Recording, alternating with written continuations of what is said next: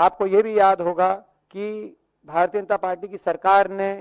जब भी कभी कोई बड़ी ऐसी स्कीम लेके आते हैं तो कहीं ना कहीं वो जम्मू कश्मीर के आतंकवाद से उसको जोड़ के कहते हैं कि आतंकवाद समाप्त हो जाएगा।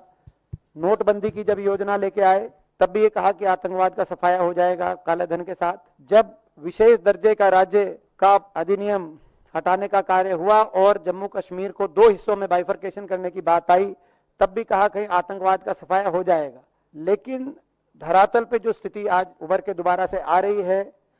और सबसे पहले ही जम्मू क्षेत्र में तो पहली बार ऐसा ही परिस्थिति बनी जब टेररिज्म की समस्या से वैली में तो कई तरह के गंभीर फेज भी हमने देखे, लेकिन जम्मू में शांति रही। तो ये जम्मू की तरफ ध्यान जो केंद्रित हुआ है ये पहली मर्तबा आया है। सरकार इसका संज्ञान ले और देश के समक्ष अपनी जो है देश को भी विश्वास में ले कि इस पे क्या कदम उठाए जा रहे हैं। हमारी सेना पर ये कायरतापूर्ण हमला अत्यंत निंदनीय है और चिंता की बात यह है कि 1 महीने के अंदर 5वां आतंकी हमला ये हुआ है। आपने देखा किस रूप से कठुआ के अंदर ये जो हमला हुआ है, बिल्कुल इसी रूप से आपको याद होगा दिसंबर 2023 में राजौरी में भी हमारे 4 शहीद हुए थे, वहां भी ऐसा हमला हुआ था। आपको याद होगा कुलगाम में 1-2 दिन पहले एनकाउंटर भी हुआ जहां 6 आतंकियों के साथ साथ 2 हमारे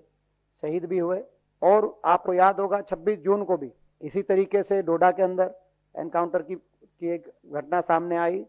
और 9 जून को जब प्रधानमंत्री जी की शपथ ग्रहण समारोह था जिस दिन, उस दिन भी आपको याद होगा कि एक वैष्णो देवी जाते हुए एक बस के ऊपर एक इसी प्रकार से दुस्साहसपूर्ण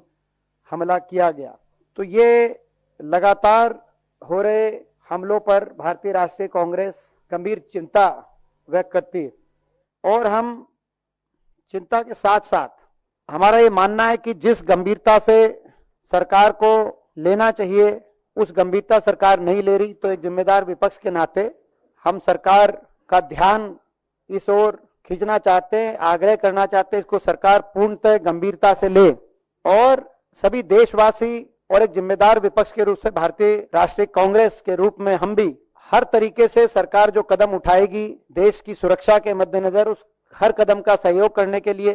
हम तत्पर हैं। सभी देशवासियों की एक भावना है, ये जो आतंकी जो हैं इनको उन्हीं की भाषा में जवाब भी दिया जाए